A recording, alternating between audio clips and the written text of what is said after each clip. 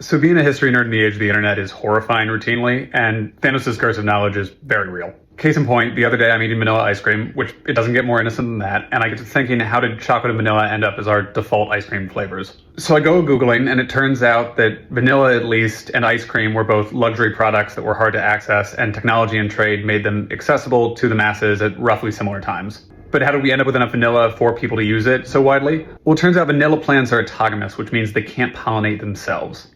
And pollination happens incredibly rarely in the natural world. No pollination, no vanilla bean. No vanilla bean, none of that vanilla flavor that you love and enjoy. In 1837, this fancy Belgian botanist named Charles Marin ends up trying to invent a method for manual pollination, and it's way too cumbersome, way too expensive, way too slow. We wouldn't get the solution until 4 years later, in 1841, when a 12-year-old boy, a slave, named Edmund Albius, invented a method for pollinating the plants by hand.